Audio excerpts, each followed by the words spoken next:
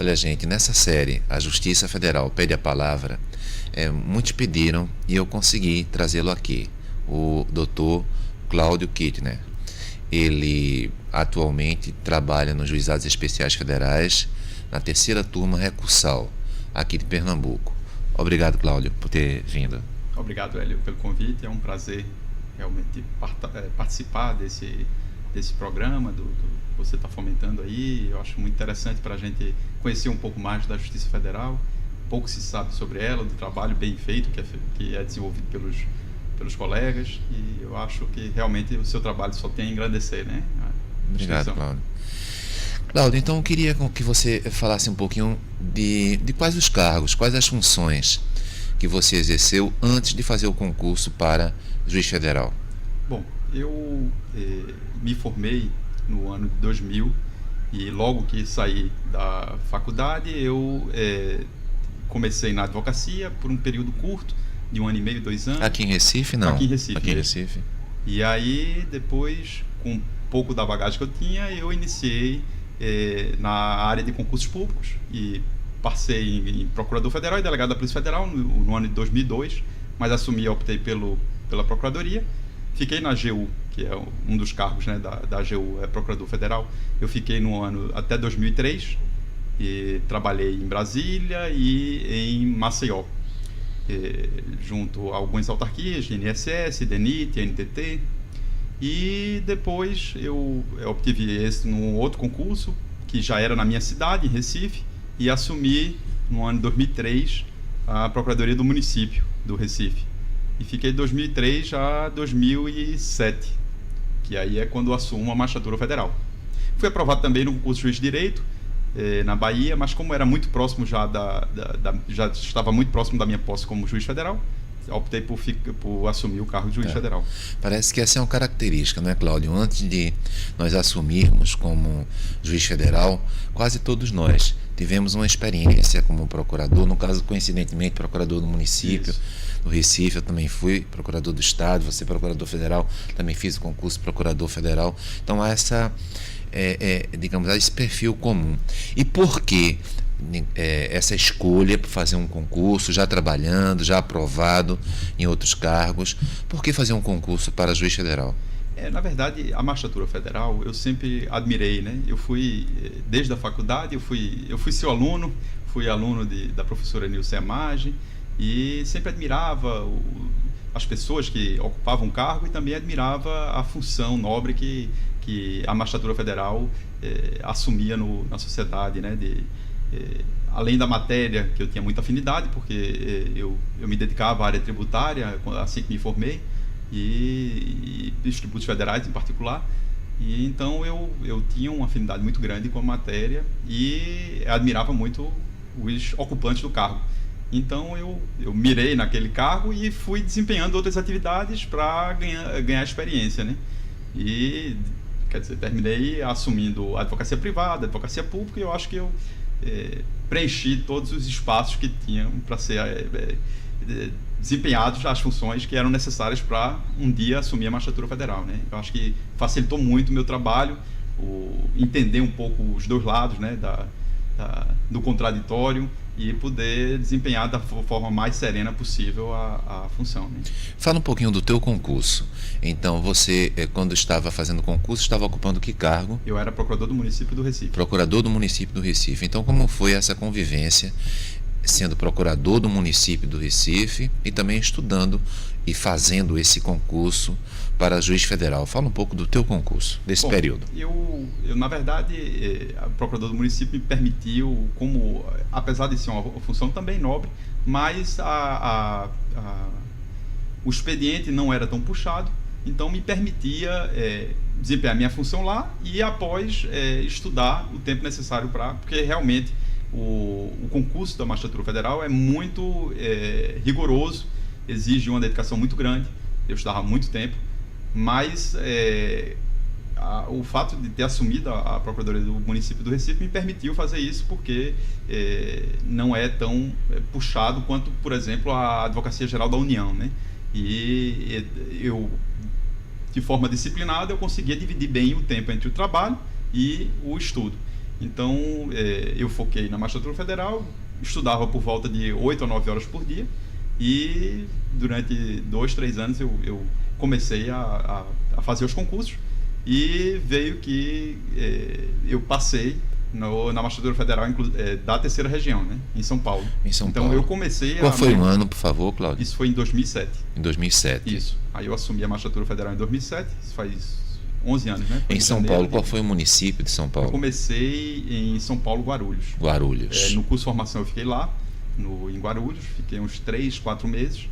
E depois, com a minha primeira lotação, de fato, foi em Ourinhos, que é um município a 375 quilômetros da capital. Era bem distante. Certo. O trabalho fica era próximo muito de quê? Ourinhos fica próximo Ourinhos de quê? já fica na divisa com o Paraná. Paraná, na né? altura de Jacarezinho, que é o município limítrofe lá. Certo. Fica a uns 100 quilômetros de Londrina, que é o maior limite. Perto de Londrina. Perto de Londrina. Uma região, portanto, economicamente bem desenvolvida. Bem desenvolvida. Tinha cerca de... O acervo, acho que era 3 a 4 mil processos, né? Certo. Era um acervo bem... Ficou por quanto tempo mesmo? Eu fiquei lá 6 meses. 6 meses. Depois eu fui removido para Santo André, onde eu passei minha maior parte de tempo, né, em São Paulo. Foi quase 2 anos em Santo André. Que é já na grande São Paulo, né? Certo. E como foi Fiquei lá como substituto sempre, né? Até vitaliciar. Perfeito. E como foi essa tua vinda da terceira região federal, porque São Paulo pertence à terceira região federal, assim como Mato Grosso do Sul, aqui para a quinta região, composta também de 6 estados, né? Inclusive Pernambuco. São Paulo, a terceira região, tem uma peculiaridade porque tem um estado que é muito forte economicamente, o mais forte do país, e ao mesmo tempo é composto por um estado menor, né? Certo. Assim, não tão... Com uma grande riqueza, Mato Grosso do Sul tem o Pantanal, 2/3 do Pantanal mato-grossense. Mas, assim, não tem tanto desenvolvimento econômico quanto tem em São Paulo, né? Certo. Existe essa... Mas eu terminei não indo para o Mato Grosso do Sul, apesar de ter tido a oportunidade, mas diante da minha família, da composição logística para vir para Recife, eu terminei optando por ficar em São Paulo. Mas eu fiquei então em São Paulo, e aí surgiu a oportunidade de vir para a quinta região, porque um colega meu que era juiz aqui no Rio Grande do Norte, quem era o colega? Era Eduardo Fonseca. Inclusive já esteve aqui. Já esteve aqui, já conversou conosco, é verdade. Isso. E aliás, já falou. Né? Exatamente. Um grande processo. Exatamente. Está em Ribeirão Preto agora. Isso. Ele perguntou comigo e ele entrou em contato comigo, na verdade. E eu já estava bem afinado com a cidade, interessado. Inclusive, eu não estava nem em busca mais de sair de Santo André. Tamanho minha bem querer pelo estado de São Paulo. Identificou-se, né? Identificou-se. Eu me identifiquei mesmo com o estado de São Paulo. As pessoas deram uma boa acolhida e, enfim, eu terminei optando por ficar lá. Mas aí, quando o Eduardo Fonseca entrou em contato comigo, voltou a despertar aquela vontade de voltar para as raízes, para a terra, para os amigos. E aí... Seus pais estão... Meus pais estão daqui. Daqui. Isso. E aí eu realmente comecei a trabalhar para fazer a permuta, né? Claro. Aí a gente fez uma permuta, e o processo de permuta é relativamente simples, né? Os tribunais não têm dificultado esse deslocamento entre colegas de todo o país. Essa ideia parece importante, tornar a Justiça Federal cada vez mais nacional. Isso. Não é?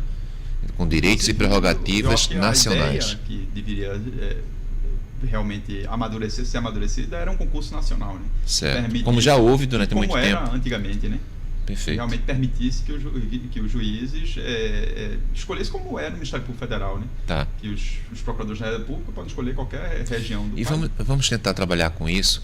Nesses anos todos, 2007, não é isso? Até agora, portanto, mais de 10 anos. Isso.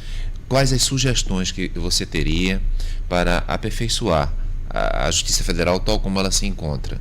Porque toda instituição pode ser aperfeiçoada, não é? Eu acho que um dos primeiros caminhos a serem traçados é justamente essa que você bem está defendendo aí, essa unidade da magistratura, né? É tornar ela nacional, de fato, e que os colegas possam se deslocar a qualquer momento, a qualquer tempo, sem exigir vitaliciamento, para qualquer local do país, sem maior dificuldade. Esse é o primeiro passo que eu acho que tem que ser dado pelos tribunais para fortalecimento. Você concorda com direitos e prerrogativas nacionais? Isso. Tá Tudo certo. Tem que ser nacional. Eu acho que o trabalho tem que ser focado em nacionalizar a carreira, né? Certo. Eu acho que é esse o caminho. Uma outra questão que vem desenvolvendo muito aqui na Justiça Federal, já de algum tempo, são os juizados, penso eu, os juizados especiais federais, conjuntamente com a conciliação, não é? Processual e extraprocessual. O que é que tu achas desses dois temas? O juizado especial hoje ele está se destacando. Você trabalha na... Isso, eu trabalhei no turma recursal. Na verdade, eu costumo falar que eu sou um dos juízes mais rodados no país. Né? No país não, pelo menos na quinta região. Porque eu já estive em 14 subseções, considerando meu início de carreira. Né?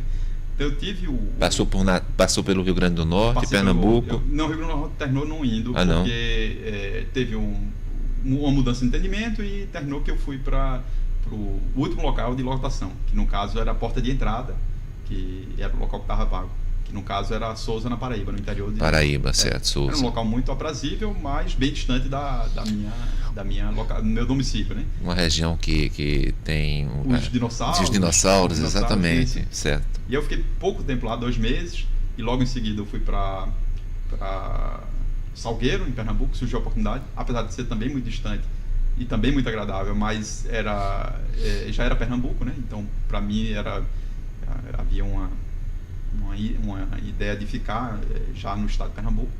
E aí eu fui para Salgueiro, depois eu vim para Goiânia, e aí finalmente eu cheguei em Recife, fiquei lotado na segunda vara, como juiz substituto, certo, até que me promovi em 2012. Estão trabalhando com o Francisco Alves. Dr. Francisco Alves. Perfeito. Ele também já veio aqui. Isso, ele também já veio aqui. Eu fiquei 2 anos trabalhando com ele.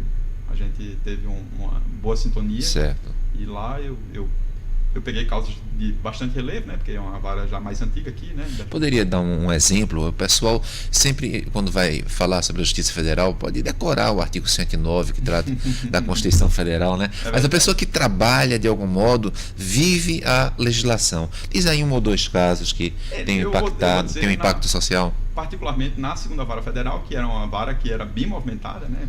Processos mais antigos, que acho que é a segunda mais antiga, né? Segunda vara. E com juiz extremamente ágil também, né? Isso. E eu peguei, que eu bem me lembro, eu peguei 2 causas bastante relevantes, né? Uma foi dos menores de 6 anos, que o Ministério da Educação tinha editado uma resolução que limitava o ingresso no primeiro ano fundamental aos menores de 6 anos até 31 de março. E naquela época eu acolhi, eu vou contar porque o processo inclusive já foi arquivado. Eu não tenho nenhum comprometimento, então posso... Ele é uma história, né? É mais uma história. Então, na oportunidade, o Ministério Público Federal ingressou com ação civil pública e eu terminei acolhendo os argumentos do Ministério Público Federal e dei a liminar e permitir que os menores de 6 anos pudessem ingressar no primeiro ano do ensino fundamental. Isso teve um grande impacto social porque tinham várias ações individuais que estavam sendo ajuizadas na Justiça Estadual para debater isso. E estava muito pulverizado a discussão, a insegurança muito grande na sociedade, porque os pais não sabiam como fazer para colocar as crianças no ensino fundamental sem ter que atrasá-los, né? Porque com essa nova resolução, isso que estava acontecendo, né? Então terminou que eu dei a liminar. Isso permitiu, durante alguns anos, ter uma liberdade para as escolas decidirem em que ano os alunos, as crianças poderiam ingressar no ensino fundamental, até que em 2015 o STJ finalmente decidiu e terminou fazendo prevalecer a resolução do Ministério da Educação. Mas aí, aqui, pelo menos no estado de Pernambuco e alguns estados, foi-se trabalhado nas assembleias legislativas e editaram uma legislação mais flexível, né, flexibilizando o entendimento do Ministério da Educação, permitindo que as crianças pudessem entrar com uma idade mais cedo, né? E aí, certo, aqui em Pernambuco mesmo, isso está vigorando. Eu vi outra causa também que na época teve um impacto lá na segunda vara, que foi a da prestadora de serviço, da TIM, que estava sendo contestada, discutida a questão da qualidade do serviço, e na época, como aqui era a maior operadora que tinha maior público, maior número de consumidores, era a TIM, então tinha um impacto muito grande isso, e durante um mês, na verdade foram uns 20 dias, foi suspensa a venda de novos chips para a empresa se reorganizar, né? Isso teve também outro impacto, porque pôde requalificar a empresa e outras operadoras ficaram temerosas que isso voltasse a acontecer. Isso foi uma ação civil pública que foi proposta pela OAB na época. Perfeito. Você vê que são assuntos totalmente diferentes, né? Com um impacto social muito grande, sempre com ações coletivas, né? Que é o meio que tem um maior impacto social, né? Perfeito. Me diz uma coisa, alguma outra sugestão para aprimoramento eu falei aqui da questão da conciliação processual e pré-processual. Parece que isso também uma novidade do no novo Código de Processo Civil, que muito criticado em vários pontos, mas nesse ponto parece eu acho bastante interessante a expansão dos princípios do juizado, né, da lei de juizados, para o resto dos procedimentos, né? Esse estímulo, esse incentivo à composição extraprocessual e processual também, né? A gente verifica, principalmente no juizado, que há uma grande tendência às partes a comporem quando há um estímulo do juizado, a justiça estimula, né? Então, você vê que nos interiores por onde eu passei, sempre havia um horário para as audiências de conciliação, e o que remanescesse ia à tarde para a audiência de instrução. E reduzia muito a quantidade de processos que iam para a pauta de instrução, né? Por conta desse estímulo que a gente dava na conciliação. E eu acho que é extremamente vantajoso essa composição, porque a composição é a única forma de realmente apaziguar os ânimos, né? E eu acho que a justiça incentivando isso, a legislação incentivando isso, vai melhorar a vida em sociedade, né? Perfeito. E só uma lembrança, uma informação para quem nos assiste. No ano passado, a Justiça Federal aqui da 5ª Região, só em RPVs, requisições de pequeno valor e precatórios, colocou, digamos assim, na sociedade cerca de 8 bilhões de reais. Quer dizer, um dinheiro efetivamente devido, não é? Porque havendo sentença transitada em julgado, que é colocado na sociedade só na 5ª Região. Aqui no Nordeste, 8 bilhões de reais. Também o impacto social das decisões, não é? Da Justiça Federal. Teria algum outro ponto assim de aprimoramento da Justiça Federal que você possa nos referir? Na verdade, em relação a... Por exemplo, diante dos vários assuntos que eventualmente você deve decidir no dia a dia dos juizados especiais em uma turma recursal, algumas pessoas não conhecem, mas matéria previdenciária, não é? Sim. Acho que direito ambiental, não é? Então, em resumo, o que é que vocês vêm decidindo em uma turma recursal? No juizado especial, na turma recursal particularmente, que eu sou da terceira turma, a gente tem decidido muito as causas previdenciárias, né? Acho que majoritariamente 80% dos casos são envolvendo o direito previdenciário, aposentadorias, aposentadoria por validez, aposentadoria por tempo de contribuição, auxílio-doença, LOAS, benefícios assistenciais, né?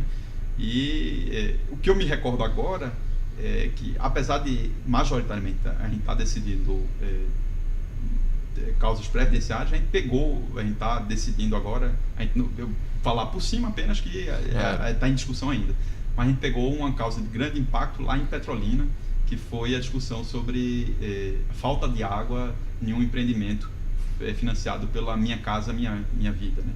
O impacto que aquilo teve para a sociedade petrolinense. Extremamente importante, porque eu não sei se sabem, mas a cidade do Cabo, ela vai ser provavelmente a primeira cidade assim de grande centro urbano onde não vai ter água.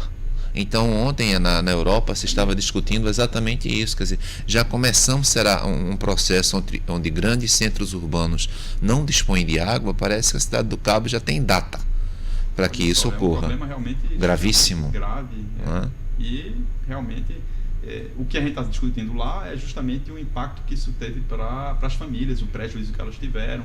Quem é que vai se responsabilizar, né?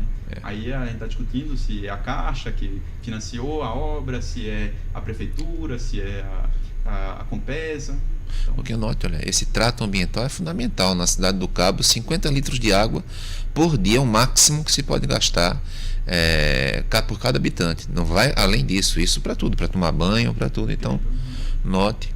E aí, dá uma palavra de incentivo para os jovens que estão assistindo, que um dia como eu, como você, teve esse sonho, é um sonho intergeracional, né? Devia ser juiz federal, procurador da República, ou simplesmente aquelas pessoas que simpatizam com a Justiça Federal e que estão vendo que não é simples, não se chega à Justiça Federal de um momento para o outro, é todo um investimento de vida. Fala aí um pouco, uma palavra de incentivo. O jovem, ele deve realmente focar, escolher a carreira e ter disciplina, de se dedicar, estudar. Particularmente, eu defendo a magistratura pelo impacto que ela pode trazer, pela respeitabilidade que ela tem hoje no país, né?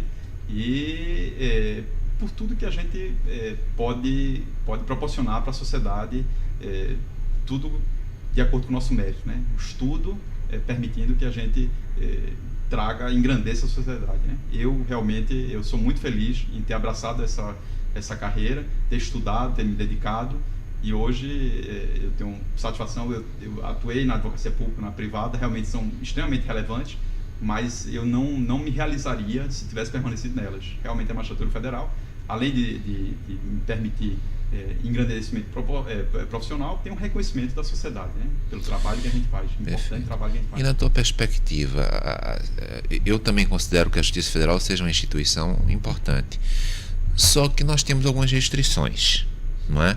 Restrições, aliás, muito fortes. Só podemos exercer um cargo de professor, nada mais.